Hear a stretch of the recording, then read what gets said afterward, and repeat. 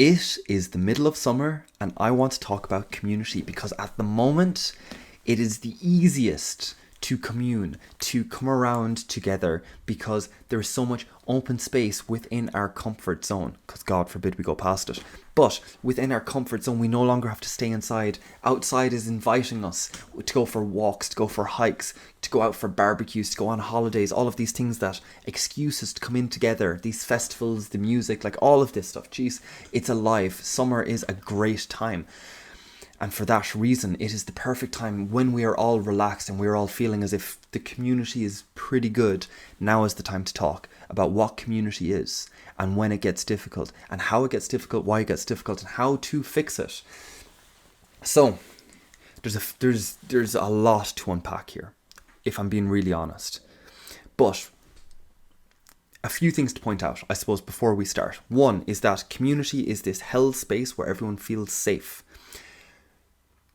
It's really important that people go out away from the safe place, that they go out into the world, that they explore, that they follow their own curiosity, that they find out an authentic way of living in the world, being in the world, all of the rest, that they explore and they go out as individuals, but then that they come back in together as a collective. So that part's really important. In today's world, we are very good at the individualizing part. We are very good at falling down a rabbit hole all on our own and spending hours exploring something new, something fun, something that catches us for whatever reason, for better or for worse.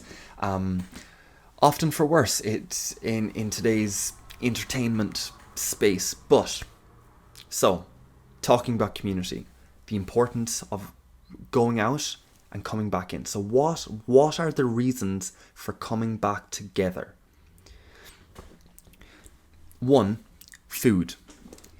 Historically, traditionally, we all communed around food because coming together meant that we could protect the food itself and we could protect each other from other people trying to steal our food. Granted. Second thing is that it satiates our more primal desires. In the fact,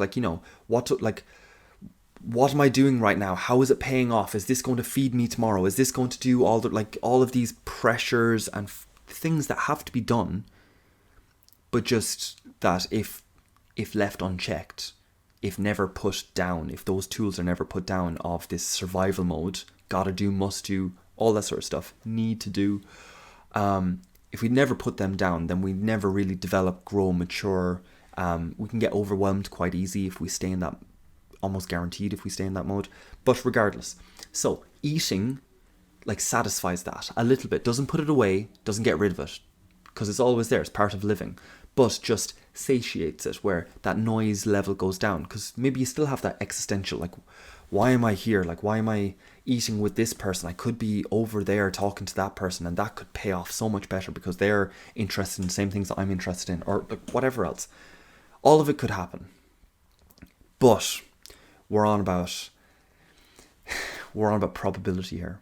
We're not on about a guaranteed cure. So yes, there's always going to be an edge case where it doesn't work. So let's take that for granted. Eating food, good place to do it, because then when those tools get laid down, you can talk about the dreams and the wishes and the what if the world was this way. And do you ever look at all the insects on the ground? Do you ever look at those? I'm going to come back to that point. Either way, number 2 is healing. Now this can be psychosomatic, social, or physical healing.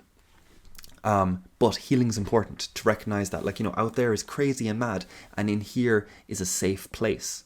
Now, safe doesn't mean that it's dull. This is important to know. The difference between a home and a prison is potential, because both are a container, both are a collection of people. But in one, they don't get to go out and be individuals and then come back in together and inspire each other and aspire to be similar to each other in different ways and compete and all of this moving parts that make it so sparky and lively and all of this stuff. In a prison, you don't have that. In a home, ideally, in a community, you do. So those are 2. And ideally, I'm going to leave both of those to yourself. I do think that communal ways of doing both are important. So organizing a family dinner, I think that's important. But even on the healing front, Like, you get cut, you get stitches, you get whatever else. And yes, there's pills and there's things to make it easier. But being active in that recovery and having some sort of relationship with the injury itself and with the person helping you through it, I think our healthcare system can learn from more indigenous, more Eastern philosophies, more less commercial versions of healthcare, essentially. But I digress, because both of those, in my own personal life, I am some bit outsourcing. What I think and where I'm focused is on communing, is on this sharing of experience. Isn't this wine lovely? Isn't this food lovely? Do you taste the flavors in it? Who cooked it? Oh my God, they're like, they're so cool. I know their children, or I know their cousin, or I know like whatever else. And it's like, did you know this? And you're roughly trying to share an experience.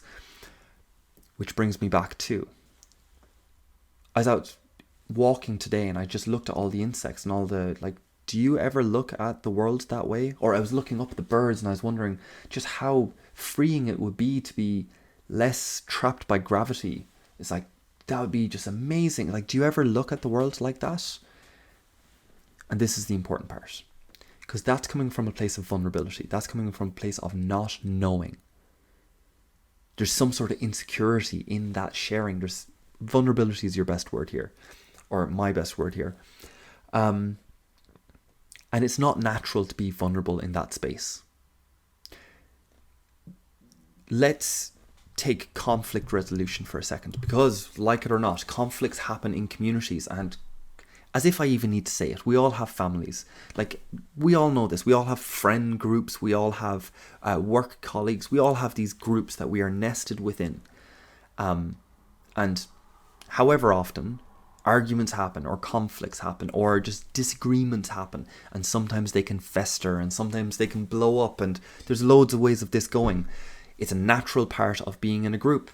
So obviously, this communal space, like, you can't just always just fly off individual. There has to be something in the communal space that allows for these conflicts to resolve. Okay, there's this is where ceremonies and rituals become really important. But there's also there's a lot of other psychotechnologies, and I don't mean a technology in the way we understand it currently with like machines and stuff like that. I mean a technology that once you adopt it, such as language, I'm empowered. So if I didn't have language, it would be very hard for me to articulate and communicate to you right now, which would mean that my social network wouldn't be as strong. So having that, but then like say I'm not, but pretend I was very good at art, and not only could I articulate myself, I could give you a felt representation in this art piece, and you could really connect to my perspective then. That would be a psychotechnology well worth developing, and yet I haven't, I know, but I digress. The point I want to make here is that, and it's a wee bit of a deviation, throughout evolution, we were not picked or chosen for our individual traits, because no one human survived on their own. Nature was too fierce. We do not have claws, we do not have sharp teeth, we are not built for that. We are social animals. So our evolution didn't happen for the biggest and the strongest. Our evolution happened at a tribal level. Now within the tribe, they might have chosen for the alpha, the biggest, the strongest. But evolution itself, nature looking at us, deciding who lived and who died, which tribe lived and which tribe died, that was the way it decided, because we are social animals. So in that there was loads of unspoken agreements of how close to stand to each other, how to speak to each other, how to address elders, how to name each other. If you go to Eastern traditions, their surname comes first, but again, I won't go into that too much. All to say, that we used to be chosen in these collections. That was what decided who survived, what groups survived. In today's world, we've multiplied. We've had many more people in the last 200 years, 16 times as much. Used to be 500 million, now it's 8 billion. And we've also individuated. So there's loads of individuals, but there's very few communities. And now I do think in the future, in the near future, we will be...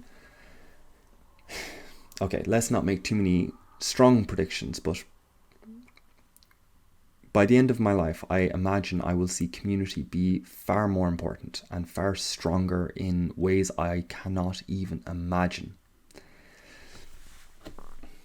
And we're going to have to learn those technologies again. So we're going to have to elevate the ceremonies and the rituals back into our lives. We're going to have to bring these non-logical processes back in. It doesn't make sense. Why are we dipping the baby's head in water? Like, just why water? Why not, like, kind of sprinkle some seeds on his head or some grass, or, like, why? Like, trying to explain and deconstruct everything as is our current culture of postmodernism. We're going to have to forego that and recognize that it's a bit of a mystery, it's a bit of an unknown, and we're going to have to choose it anyway. But again, I digress. Last point I'm going to make is this conflict resolution. How does that work? So to resolve the conflict between two opposing people, two different character traits, two different temperaments, how do you do it? I'm going to give the example of, I'm going to try put this back in time into a tribal setting. So imagine at some point in time, a young boy would have been initiated through perhaps a hunt. We'll use the hunt as an example for today. Now you can imagine the mom might be quite worried. There's so many risks. You could lose a limb, you could die, you could get hurt, or you could just, like, get lost, and, like, you're going to be with all these men and they're not going to care about you, and, like, you're going to get left behind. You could just get lost and just be traumatized and just be put down because you're not good enough. Maybe she wouldn't say those last ones out loud to the child. Best not. But the risks. Ooh, there's a lot of risks. And when it comes to, like, bringing the child out, no, you cannot. There are so many risks. It's not worth the risk. Granted. On the other side, you're going to have, we'll say the father for ease sake, but we could also say, well, we don't know who wants to take on the risk here. Could be the child, could be the dad, could be the tribe. We'll say the dad for the moment. These genders could also be flipped and all the rest. Yes, we're postmodern, I get it. But for today's example, we're going to say the dad. Okay, he could be risk positive, saying, like, you have to take on the risk. You cannot learn how to swim without getting into the water. At some point in time, you must elevate yourself. You must aspire to be more. You must become more because nature forces you, and it's going to do that through this hunt. And the child is not a boy anymore. He must become a man, and all of these, like, initiation sort of motifs, emotions, whatever it is. Those are two very opposing sides. Both are right. So what are you going to do about it?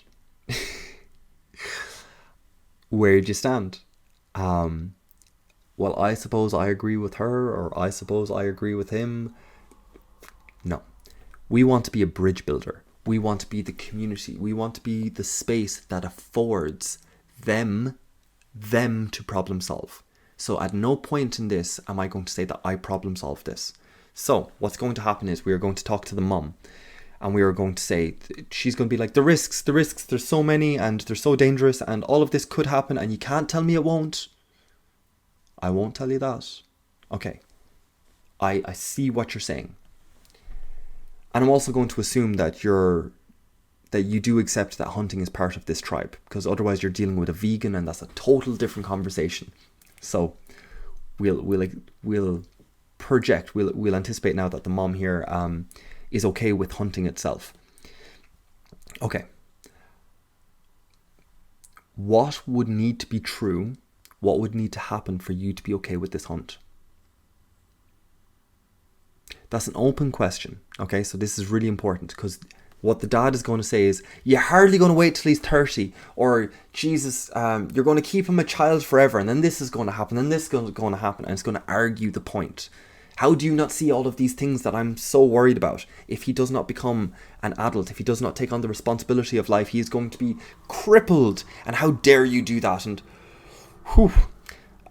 So let's not do that. So a closed question is, you hardly think, or do you really expect, or any of those. You can hear it in the tone, but a closed question is a yes or no question. That's what we want to avoid. We want to try and keep it open, but really try and get the tone of it here. What you're trying to do is, you're not trying to problem solve. You're not. You're just trying to get them to loosen their grip on the truth that they do have. Because they have the truth, for sure. It's just not. It's not the whole truth, because we're merely human. So, so speaking to her, what would need to be true for this to be safe? What training would the child need to do? What hunt would he need to go on first? What age would he need to be?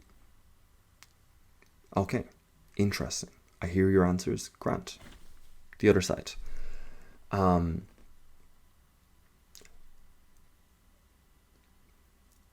Not everyone survives their first hunt. It has happened in the past where someone has passed. So who's the child going to go to when he gets in trouble? Because presumably he'll get in trouble. Who's his teacher? Just explore the plan on this front, because and what happens if that goes wrong? Because maybe they get injured. Is there a second? Fair enough. What are the kind of common problems that do happen? So you're getting the person who is risk positive to just recognize the risks present, to be a little bit risk cautious within the scenario. You're not saying that these will happen, but you're just saying, what are the risks that could happen? Let's flesh them out. Grant. I hear you. Fair enough. Now, what do I do?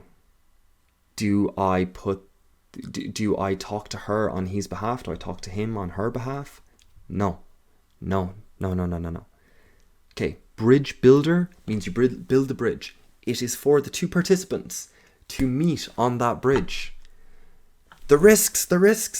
Oh my God, there's so many. Yes, but if he gets into trouble, I'm going to be the one to have. Yeah, but what happens if you're injured or something like that? Well, then it's going to go to this other person. What happens? Well, that's just unlikely to happen at that point. What does tend to happen is he might twist his ankle, he might break a leg, climbing, or there's a few things that could happen at that point. This person's going to bring him home, or we're going to manage it that way, and immediately, look, I'm not going to play out the full conversation here. I don't know how that conversation unfolds with different people. It's going to unfold differently. So I'll leave that to your imagination. But that conversation changed entirely. And that's what conflict resolution is. That's what bridge building is. Now, the reason I share all of this, and the reason I've done such a long video on this, and why I'm so passionate about this topic, is because we are so individual at the moment. We are so spread out, and to commune and come back in together, there is going to be so much bridge building needed to afford, not to fix the problems, just to afford real communication between these drastically different spaces of politics and finance and diet and fitness and social justice and the environment. Whatever else, all of these things, there's a lot of problems going on in the world, and we all want to solve them in our own different way, and whatever else. Serious conversations are going to be needed, and the arguing, that's not going to help. So we're going to need bridge builders. This is why community is so important. This is why I am trying to explain it in this video. This is why I have done that 1-hour course that I am going to link below about how to navigate difficult conversations, because that's going to be a difficult conversation with either one of those people, and allowing them to talk then afterwards. And maybe if you are like really hands-on, which isn't always the best approach, and telling them to, like, you know, phrase their argument in a third person perspective. Well, if I was the dad, I would think, and it changes the dynamics. There's a few tools and stuff like that. Either way, all of those are in that 1-hour course. The link is in the description below. I believe bridge building will be the most key kind of skill in the future. That alongside theology and story and narrative of how to weave everyone in together to build the communities. Those two are so key for the future that I anticipate that's coming, that that I did the course, and also I offer workshops as well where we talk about the virtues, and we offer a space where we recognize that we do not know, and we commune, and it's beautiful, and real conversation happens, and all of this stuff. So with all of that said, in the middle of summer when everything is going great, I invite you to learn the skills for when difficult times come, and for not even for yourself, to be the active community builder for when difficult times come and we need to have real conversations. With all of this said, I hope you've had a great week. I hope you're looking forward to the week to come, and I will see you in the next one. Bye guys.